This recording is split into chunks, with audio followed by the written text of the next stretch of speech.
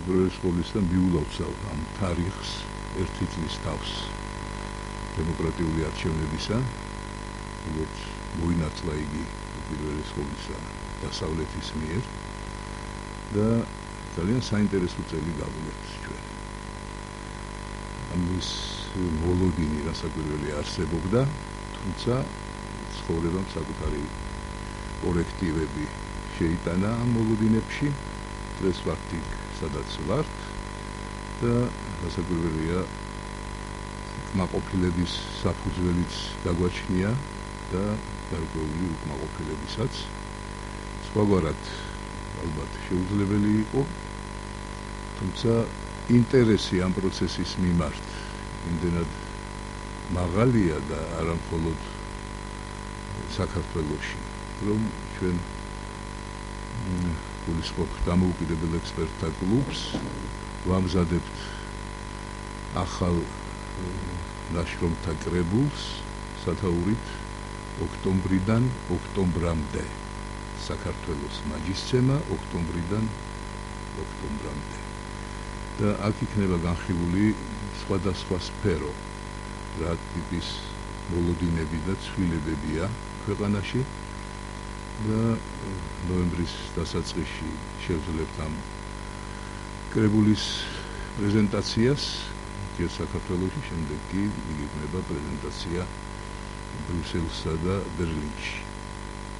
ასეთი პერიოდი ალბათ აღარ დაუდგება საქართველოს არასოდეს, გულისხმობ იმ სრულიად მკაფიო ორხელისუფლებიანობას, რომელშიც აღმოჩნდა ჩვენი ქვეყანა. დიახ, ხელისუფლების სათავეში მოვიდა ქართული ოცნება, თუმცა გვაქვს საფუძველი ვიფიქროთ, რომ მან ძალაუფლება ვერ მოირგო საკუთარ ხელში ჯერჯერობით და არის ჯერ კიდევ ჩამოყალიბების პროცესში ის ბერკეტები, რომელიც აუცილებელია ეფექტური მართვისთვის ქვეყანაში. თუ თემას გავაგრძელებთ, შეიძლება 4 საათზე მეტი დაგვჭირდეს, ამიტომ დავინდოთ ჩვენი მაყურებელი და მსმენელი ამ კითხვაზე პასუხი ხანგრძლივი იქნება.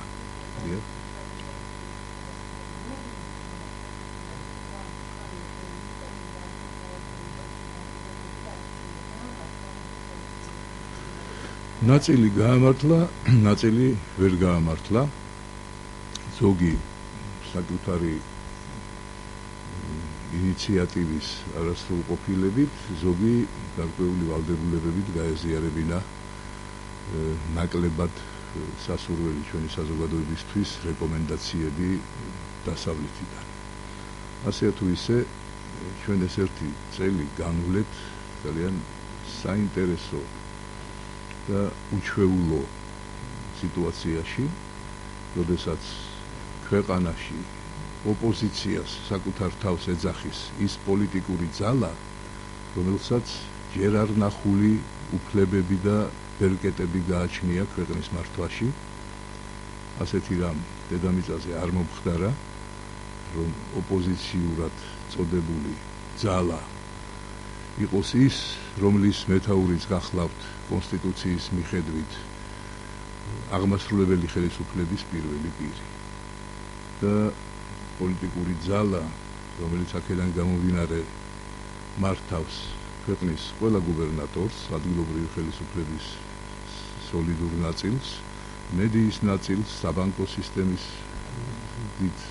დიდი რაოდენობით სუბიექტს, ეროვნულ ბანკს, აქედან გამომდინარე კონტროლის პალატას, სასამართლოს და ცხადია, ასეთი ბერკეტები წარმოუდგენელია რომელიმე ქვეყანაში ოპოზიციის ხელში რომ არსებობდეს.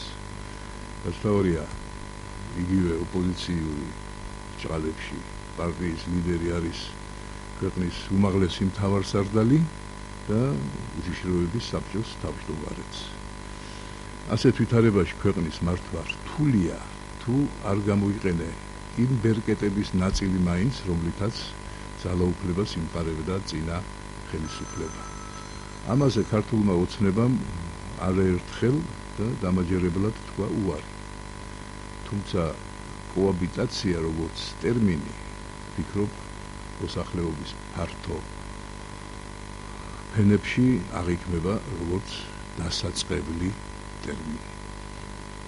რადგან მოლოდინი სამართლიანობის აღდგენისა გამოიხატა მხოლოდ იმაში, რომ არ გვეშინია ქუჩაში გავლის და არა ვართ დამფრთხალი ისე რომ ჯიბეები ამოვიკეროთ, თავად რომ არ აღმოვაჩინოთ უცებ მასში ნარკოტიკი ან იარაღი და რაც თავარია ჩვენ დავიბრუნეთ სიცოცხლის უფლება.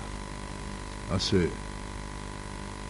იგი სრულიად წინასწარი განზრახვით ადამიანების განადგურება საბედნიეროდ არ ხდება. ის ერთეული შემთხვევები, რასაც მედიაში განსაკუთრებული ყურადღება აქვს დათმობილი და მიეწერება საჯელახსროლებით სისტემაში შესაძლო შემორჩენილ ინციდენტებს, განსაკუთრებულია გაძლიერებული კვლევის საგანი უნდა იყოს და ყოველივე იმ სიკეთეში, რაც დღეს ჩვენთან სუფევს, სოლიდური როლი მიუძღვის არა მხოლოდ გამარჯვებულ პოლიტიკურ ძალას, არამედ მედიას და ვიტყოდი საზოგადოების იმ ნაწილსაც, რომელსაც არ ახასიათებს უმადურობა ზოგადად. და თუ იქნებით უმადურნი, რასაკვირველია, შევძლებთ იმ ბრალდებების წამოყენებასაც, რომელიც ობიექტურად დაუძლეველი იყო ორხელისუფლებიანობის პირობებში. ნახოთ, ჩვენ ოქტომბერშივე გავაცილებთ ორხელისუფლებიანობას, დარწმუნებული ვარ და მოლოდინი იმისა, რომ მხოლოდ ეს ფაქტი იქნება საკმარისი სამართლიანობის აღდგენისა, აღარ გვექნება. რადგან საუბარი იმაზე, რომ ინფორმაციის ნაკლებობა საზოგადოებაში იმ ნაბიჯების მიმართ, რაც ხელისუფლების მიერ კეთდება, დაპირებები ყველას გვახსოვს, ცალკეულ დარგებში რა კეთდება, ეს წყვეტილი ინფორმაციის საგანია.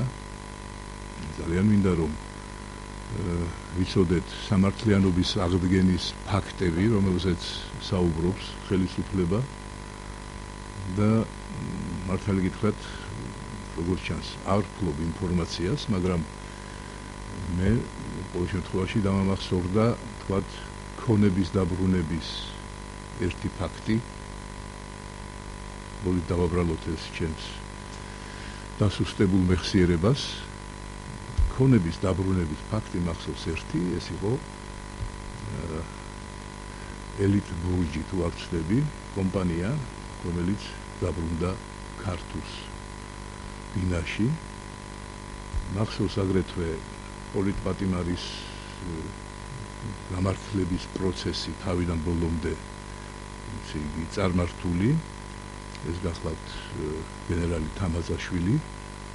სამწუხაროდ ვიმეორებ, იმედი მაქვს დღესვე აქ ჟურნალისტები შემახსენებთ სხვა მაგალითებსაც. ასე რომ თავისთავად უნიკალური ფინალისკენ მივდივართ ამ ერთი წლის თავზე. ჩვენ აი ამ განვლილი წლის განმავლობაში რეალურად გვმართავდა ორი ერთმანეთთან უკიდურესად დაპირისპირებული პოლიტიკური ძალა და გამომდინარე იმ დონისგან ჩვენი პოლიტიკური კულტურის, რაც გაგვაჩნია, ეს ორივე ძალა ასოცირდებოდა თითო პერსონასთან, პრეზიდენტთან და პრემიერ-მინისტრთან. ასეთი დაპირისპირების მაგალითები პრემიერსა და პრეზიდენტს შორის, ასეთი ხანგრძლივობის და ასეთი მწვავე ძნელად წარმოსადგენი იქნებოდა, რომ არა ის ორი გუნდი პოლიტიკოსებისა, რომელიც დღეს მთლიანად ავსებენ პარლამენტში არსებულ სავარძლებს და უნიკალურობა ჩვენი სიტუაციის ისიც გახლავთ, რომ დღეს არც ერთი ოპოზიციონერი ფაქტიურად პარლამენტში არ მოიძიება. იქ გვაქვს ორი ხელისუფლების წარმომადგენლობა და როდესაც ერთდროულად შემოდგომაზე დაიძრებიან პოლიტიკური პენსიის მიმართულებით პრეზიდენტიც და პრემიერიც, აი ვის წარმოადგენს ამის შემდეგ ეს პარლამენტი, კითხვა რასაკვირველია დარჩება. შესაძლოა არ ესალობუნება ზოგიერთის სმენას თემა ადამიანელი საპარლამენტო არჩევნების, მაგრამ რეალობას თვალი უნდა გავუსწოროთ, ეს იქნება მუდმივი შეხვედრა წარსულთან, თუ იგივე შემადგენლობით გააგრძელებს მომავალი 3 წელი პარლამენტი საქმიანობას. სადამდე მივალთ ასეთი პარლამენტით, ეს არც თუ სასიკეთო პროგნოზის საფუძველს გვაძლევს. არ ვარ მომხრე რაიმე რევოლუციური გზით ცვლილებების, მაგრამ არსებობს ხედვა, რომელიც უნდა გახდეს საერთო ჩვენი საზოგადოებისთვის და თუნდაც რეფერენდუმის სახით გადაწყდეს საკითხი, დაინიშნოს თუ არა ადგილობრივ ხელისუფლების არჩევასთან ერთად ახალი საპარლამენტო არჩევნები.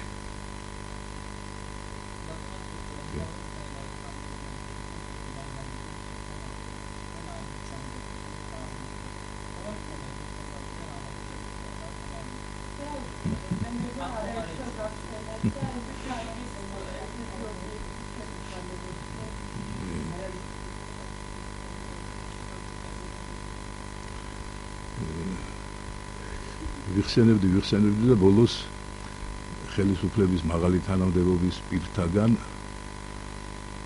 ჩემი კრიტიკა გავიხსენე, ეს იყო 1985 წელი. როდესაც იმდროინდელმა პირველმა მდივანმა ჯუნგერ პატიაშვილმა ცეკას პლენუმზე განაცხადა, რომ ცისკარიშვილი поставил себя вне партии. ეს ის პერიოდი იყო, როდესაც მივიღე სასჯელი სამსახურიდან გამათავისუფლეს მეცნიერებისა და ტექნიკის კომიტეტის თავმჯდომარის მოადგილეობიდან და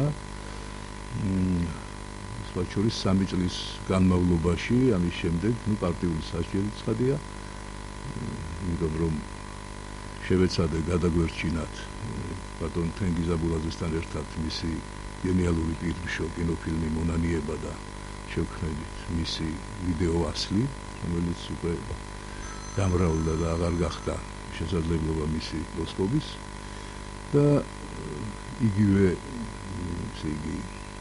ბრალდების გამო 3 წელიწადი ვიყავი ეგრეთ წოდებული ნევიეზდნოი. ანუ ქვეყნიდან გასვლის უფლება მქონდა ჩამორთმეული. ეხლა როდესაც მესმის თავიდან, რომ ასეთი კანონი უნდა შემოვიდეს, რომ ვიღაცას საზღვარგარეთ არ გაუშვებენ, საკუთარი თავი მახსენდება, რომ უპირატესობა ახალ აკრძალვებთან დაკავშირებით ის იყო, რომ ჩემთვის მაშინ სამოძრაო სივრცე იყო კალინინგრადიდან ვლადივოსტოკამდე. ახლა წითელი ხიდიდან სარფამდე იქნება ალბათ ასეთი. რაც შეეხება იმ შეხვედრას, რომელზეც ბრძანებთ, არ დავესწარი ამ შეხვედრას სრულად მარტივი მიზეზის გამო არ გახდით თბილისში. და როგორც აღმოჩნდა, მე უფრო ადრე ვიცოდი, რომ ეს იქნებოდა სატელევიზიო ფორმატი, ვიდრე იქ მისულმა ჩემმა კოლეგებმა. და როდესაც გუშინ ჩვენ დამოუკიდებლ ექსპერტთა კლუბის კრებაზე, საერთო კრებაზე შევაფასეთ ეს შეხვედრა, რასაკვირველია 100 სხვადასხვაობა იქაც არსებობდა, მაგრამ ვფიქრობ, რომ ჩვენ მოტივირებული ვართ სწორედ განსხვავებულ აზრთან ჭიდილზე, არგუმენტების მოშველიებაზე, ზოგადად მაყურებლისთვის ალბათ ეს საინტერესო იყო. მართალი გითხრათ, მოხარული ვარ, რომ არ აღმოჩნდი იმ შეხვედრაზე, იმიტომ რომ შესაძლებელია ეს ღია ეთერი გაგრძელებულიყო კიდევ 2-3 საათით. ეს ასე არ მოხდა. თუმცა მივიღე სატელევიზიო მიპატიჟება ბატონი ბიძინასგან. თქვა, რომ მოემზადოს ცისკარიშვილი. ეხლა ვარ მომზადების ესე იგი, მოსამზადებელზე ვარ, ესე იგი, და ვარჩევ რეპეტიტორებს, როგორ მოვებზადო ამ შეხვედრისთვის. ყველაზე უფრო გამიჭირდება ალბათ იმ რეპეტიტორის მოძიება, რომელიც დამარწმუნებს, რომ ლაშა ნაცვლიშვილი არის მამა აბრამის ბატკანი და ფრთიანი ანგელოზი. როგორც კი ამ პროცესს დავასრულებ, მოვიკითხავ დროს, როდის შეიძლება შევხვდე ბატონ პრემიერ-მინისტრს, თუმცა გარწმუნებთ, ეს იქნება შეხვედრა პირისპირ და არა ტელეკამერების წინ. ახლა ცალსახად რომელიმე კუთხით შეფასება ამ შეხვედრის გამიჭირდება, იმიტომ რომ ის მართლა მრავალ ელემენტიანი სიახლე იყო თუნდაც ჩვენი ტელემაყურებლისთვის. ბატონი ბიძინა, როდესაც სტუმრობდა ხოლმე დამოუკიდებელ ექსპერტთა კლუბს და ასეთი ვიზიტი 3 გახლდათ. ყოველთვის გვეუბნებოდა, რომ მოიწვიეთ თქვენთან ერთად ისეთი ექსპერტები, რომლებიც კატეგორიულად არ ეთანხმებიან ჩემს პოზიციას და მე მათთან იგი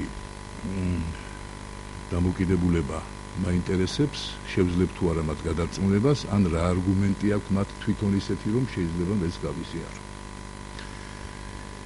როგორც ჩანს, ჩემმა კოლეგებმა, რომლებიც ესწრებოდნენ ამ სხდომას, გადაწყვიტეს, რომ გემოვნების ეს ნაწილი დაეკმაყოფილებინათ ბატონი პრემიერისთვის, თუმცა ამოკრეფილი ციტატები, რომელიც მიართვეს ბატონ პრემიერ-მინისტრს, ვაფიქრებინებს, რომ დაკვეთა იყო სწორედ კრიტიკული გამონათქვამების მოსმენა. ჩვენ კლუბში შეხვედრებისას სწორედ ასეთ ექსპერტებს ურჩევდით, გარდა კლუბის წევრებისა, და არასოდეს ისეთი სიმწვავე მათ დიალოგს არ ქონია, როგორც მასპინძლის როლში მყოფი პრემიერ-მინისტრის დარბაზში. არ აქვს ამას დიდი მნიშვნელობა, მე ვაკვირდები რეაქციებს ჩვენი საზოგადოების მხრიდან, ეცნობი თქვენს ნაშრომებს მედია სივრცეში, განსხვავებულია ყველაფერი საქართველოში და ცხადია, აქაც აზრი განსხვავებულია და ეს ძალიან კარგია, მაგრამ ვფიქრობ, რომ თავად ფორმატმა გარკვეულწილად ავნო თავად ბატონ პრემიერ-მინისტრს, ადამიანს, რომელსაც ნამდვილად აქვს პატივისცემა დემოკრატიული პრინციპების მიმართ, ახლა თქვენ რომ ამოკრიფოთ მისი მორიდებული გამონათქვამები ექსპერტების მიმართ, მათი აზრის მიმართ, პატივისცემის დადასტურება, მეგობრად მოხსენიება, დარწმუნდებით, რომ ესე იგი ხელის გადასმა თავზე უფრო ხშირი იყო, ვიდრე რაიმე კრიტიკა. მაგრამ ჩემთვის ისიც ცნობილია, რომ ბატონი ბიძინა წუხს და ამაზე არაერთხელ მქონია საუბარი, რომ მას არ აქვს დრო გაეცნოს ქართულ მედიას. შესაბამისად, ის რაც მას ხელთ ჰქონდა, იყო მიწოდებული მისი გარემოცვის მიერ. ტექნიკური თვალსაზრისითაც მაინდა-მაინც გამართული არ ყოფილა ეს შეხვედრა. გუშინ დავწმუნდი ჩვენ კოლეგებთან საუბრისას, რომ მათ უმრავლესობას მიუვიდა შეტყობინება, ზოგს SMS-ით, ზოგს ელექტრონული პოსტით, რომ იწვევდნენ ეკონომიკურ საკითხებზე მსჯელობისათვის ექსპერტებს.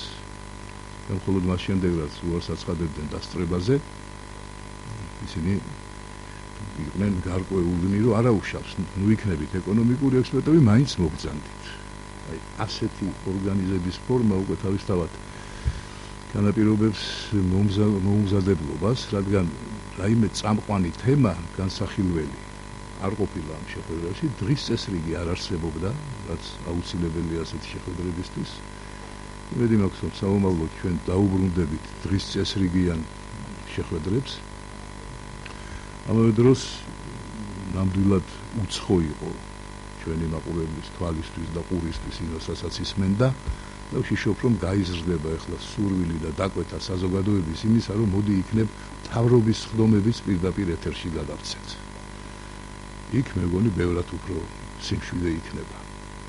ნუ რა მიგაიგებს იმას, რომ ბატონი ივანიშვილი ერჩის იმ ექსპერტებს, რომლებიც იქ იყო და პირიქით. არსებობს გარკვეული განსხვავებული ხედვა, რომელსაც მოსწონს თუ არ მოსწონს ეს პრემიერ-მინისტრს, ის მაინც პატივს სცემს. ერთი ძალიან პრიმიტიული მაგალითი მინდა მოგიყვანოთ.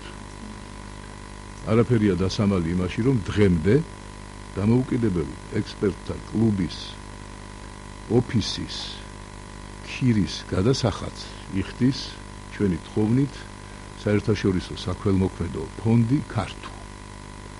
მაგრამ ეჭვერ მეპარება, რომ არავის აქვს იმის წარმოდგენა, რომ ოფისის დაქირავება რაიმე კავშირში იყოს კლუბის წევრების დაქირავებასთან. ამის დემონსტრირება იყო სწორედ ის, რომ გამორჩეულად დამოუკიდებელი ექსპერტთა კლუბის წევრების მიმართ იყო გარკვეული პრეტენზიები პრემიერ-მინისტრის, ხოლო ბევრად უფრო თავშეკავებული ექსპერტი ერთადერთი აღმოჩნდა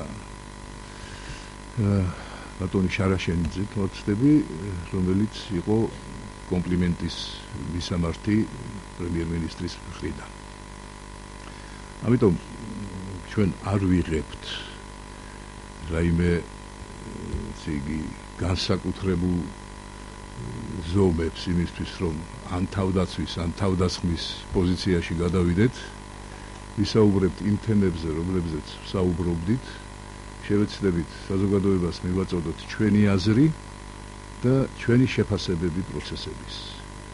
ამიტომ არის ჩვენი კლუბის წესდებაში ჩაწერილი, რომ რომელიმე პარტიის წევრი ან სახელმწიფო მოხელე არ შეიძლება იყოს დამოუკიდებელ ექსპერტთა კლუბის წევრი. მე მგონი ასეთი დამოუკიდებლობა თუ არ ვიტყვით დაუმორჩილებლობას ადგილი ჰქონდა ჩვენი კოლეგების შეხვედრისასაც ბატონ პრემიერთან და ვფიქრობ, თავად პრემიერიც კმაყოფილი უნდა იყოს ამ შეხვედრით, რადგან ის კვლავ იყო იმ ინფორმაციის წყარო, რომელიც მას აკლია.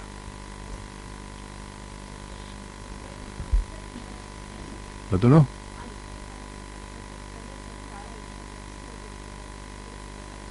ასაგურველია, მე მგონი ერთი ток-შოუ ჯერ არ ნახული საკმარისია საზოგადოებისთვის, რადგან შედეგი მეტია მაშინ, როდესაც აზრს გამოთქვამ თავისუფლად. მით უმეტეს, როცა მოუმზადებელი ხარ ასეთი ფორმატისთვის, ერთი კომიკური სიტუაციაც იყო, ამაზე მიკროფონის გარეშე ვისაუბროთ, როდესაც ერთ-ერთი ექსპერტი დაგვიანებული იყო რამოდენიმე წუთით და დაინახა კამერები და გადაწყვიტა, რომ აღარ უნდა შევიდეს, რომ დაგვიანებულია. იქ თანამშრომლები, ბატონო? რასაკვირველია, ყველა იმ ექსპერტმა, რომელიც გუშინ ესწრებოდა ამ სხდობას, 5 მათგანი მონაწილეობდა იმაში, ყველა ვერ მოვიდა და არც ერთისთვის ცნობილი არ იყო იქ მისვლამდე, ერთმა გაიგო მანქანაში რომ იდიოდა, დანარჩენებმა იქ აღმოაჩინეს ეს. ერთ-ერთს ეგონა, რომ ეს შიდა, ესე იგი რესურსია ამ ბიზნეს ცენტრის ამდენი ტელეკამერა და თვლიდა, რომ ეს ამიტომ არ შევალო, როცა შეისვენებენ, მე შევალა. არა, რადგან ერთო ხალხი იფიქრებს, რომ უარი თქვით დასწრებაზეო. რა ხალხმა უნდა იფიქროსო? მეგონა, რომ შიდა ჩანაწერების, ესო მთელ ქვეყანა ეხლა ამას უყურებსო და შევიდა დაბნეული და პირველ ნაწილში ემჩნეოდა კიდეც დაბნეულობა ამ ადამიანს, ვიდრე არ გათავისდა იმ სიტუაციაში, რომელშიც იყო. ეს დეტალები არ არის საინტერესოა თქვენი ტელემაყურებლისთვის. უბრალოდ საუბრობ იმაზე, რომ კომუნიკაციები პრემიერ-მინისტრის სურვილის შემთხვევაში რასაკვირველია გაგრძელდება და ვფიქრობ, რომ არჩევნების შემდეგ, როდესაც ბატონი პრემიერ-მინისტრი გახდება სამოქალაქო საზოგადოების ღირსეული წევრი, მაშინ უფრო ხშირი გვექნება შესაძლებლობა ასეთი ურთიერთობების და ჩვენი აზრი უფრო ხშირად დაემთხვევა ერთმანეთს. ხოლო ეხლავე და ერთი რაც ექსპერტთა კლუბის წევრთა გუშინდელი შეხვედრის სრული კონსენსუსი გახლდათ, ბოლოს იყო ის, რომ ჩვენი კლუბი მიესალმება ბატონ პრემიერ-მინისტრის გადანაცვლებას პოლიტიკიდან საზოგადოებრივ სექტორში და მოელის მისგან საინტერესო ინიციატივებს საზოგადოებრივ სექტორში საქმიანობისას. თქვენ რა გძანეთ?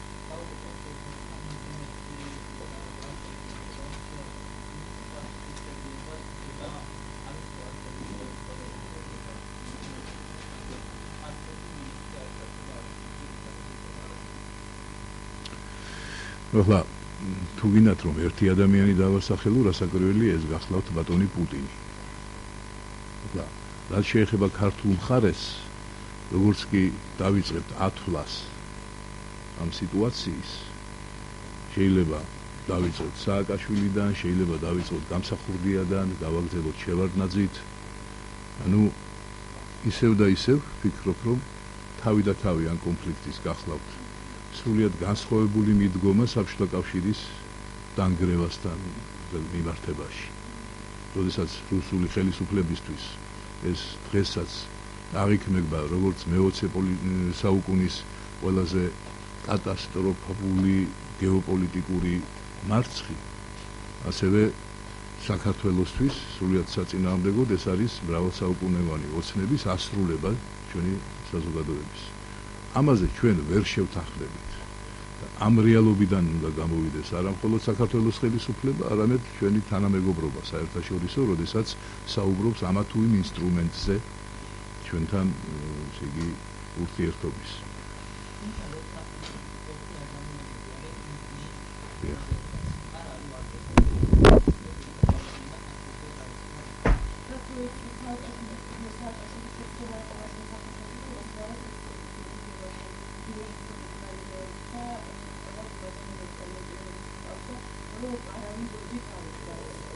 ახლა თუ გულისხმობ ჟურნალისტთა აქციას, სადაც არ იყვნენ ხელისუფლების წარმომადგენლები, ჩემი აზრით ეს უფრო მნიშვნელოვანი იყო სწორედ ჟურნალისტური შემადგენლობით. როდესაც მახსოვს რომ მინისტრი ნორმალია იმყოფებოდა იმ ტერიტორიაზე, ისე როგორც მინისტრი ღარიბაშვილი, ოღონდ არა ერთ დღეს და არა ტელეკამერების წინ, რადგან პროტესტის გამოხატვა არის ერთი და ეს არის საზოგადოებრივი ფუნქცია. ხელისუფლების ვალდებულებაა ზომების მიღება.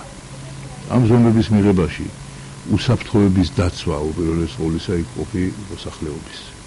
გვახსოვს რომ ომი ისე დაიწყო და დამთავრდა, რომ მოსახლეობის ევაკუაციაზე არავის უფიქრია.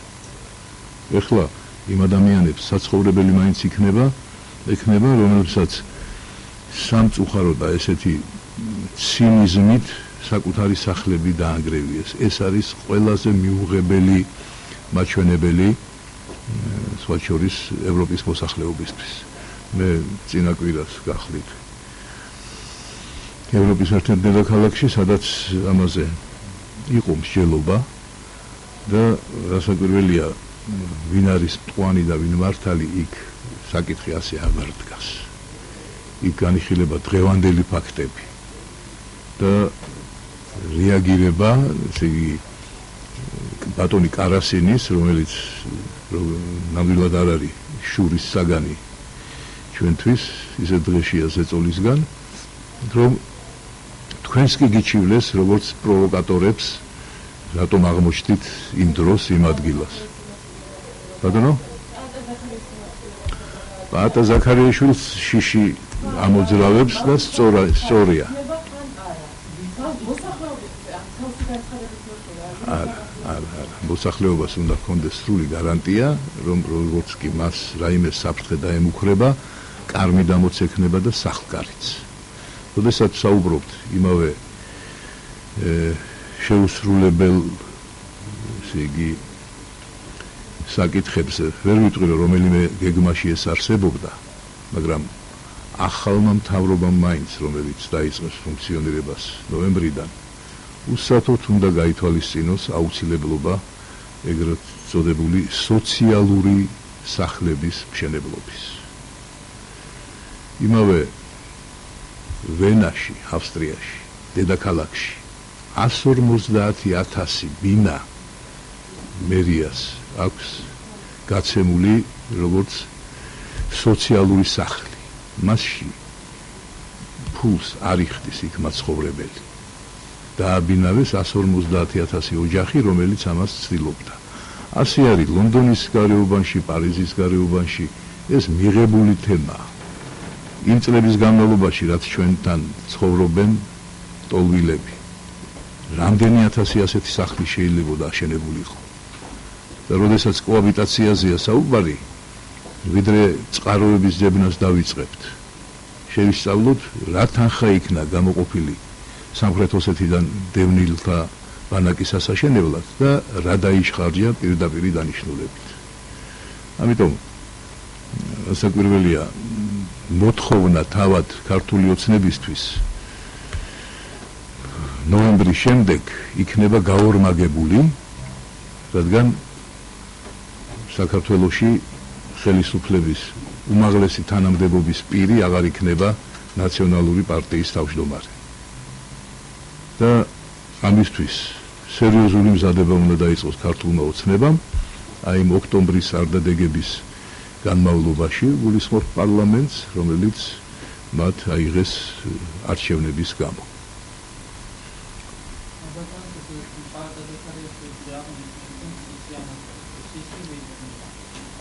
რომ არ იყოს სერიოზული პროვოკაცია აღქმული საბაბად სამხედრო ქმედებების რუსეთის მხრიდან.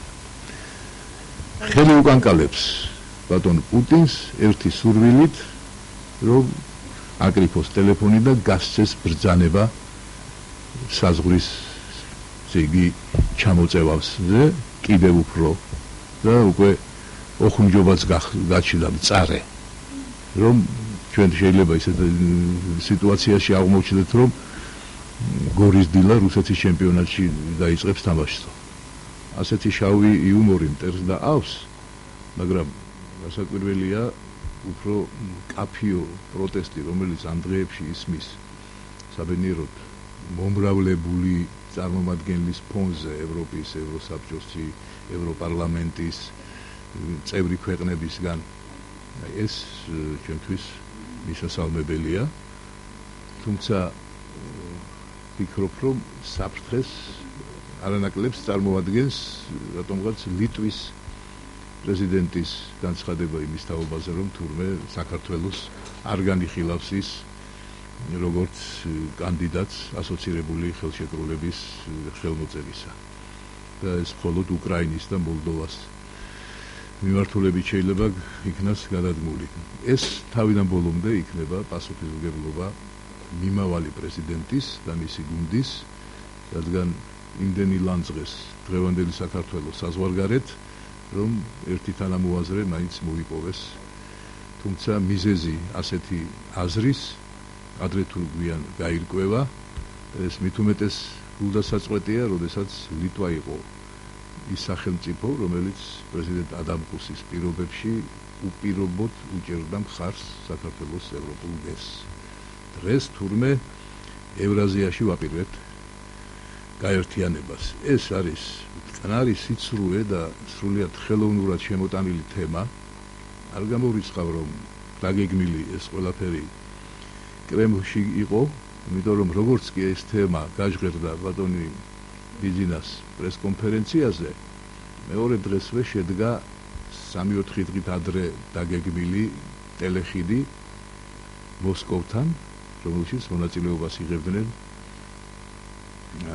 ბატონი პუტინის მრჩევლები, დუმის წევრები, საზოგადოებრივი საბჭოს წევრები და აქედან აღმოჩნდი მე სრულიად მოულოდნელად იმ ადამიანთა შორის, რომელიც არიან დამფუძნებლები და ქედის მომხრელნი არსებული თურმე ორგანიზაციის, რაც არ ვიცოდი, ევრაზიული კავშირი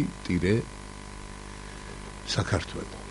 ასეთი ორგანიზაციაც არსებობს და მისი ერთ-ერთი თავკაცი ბატონი ვალერი ხაბუზანია მეშ და გვერდით თოცა ველაპარაკებოდით კრემლის ასეთ მაღალ ავტორიტეტის მქონე მრჩევლებს, როდესაც აკადემიკოსი გლაზიევი მოძღრავდა, რომ გარდა ევრაზიული კავშირისა არაფერი უშველის საქართველოს და იქამდეც მივიდა, რომ თურმე საქართველო უკვე წევრია ამ კავშირის და ვერაცნობიერებს, რადგან სარგებლობს ტარიფებით, ამ საბაჟოს მიერ დაწესებული ტარიფებით ყაზახეთთან და ბელორუსთან სავაჭრო ურთიერთობებისას. იქ ბევრი ნაკლებად სასიამოვნო ფრაზის მოსმენა მოუწიოთ მათ ჩემგან, მაგრამ ის ფაქტი, რომ 4 მოხსენება წაიკითხეს იქ დამსწრე აუდიტორიის წარმომადგენლებმა, წინასწარ მომზადებული, დაბეჭდილი და ბათალიხად თავი უკვე ევრაზიულ კავშირში ეგულებოდა.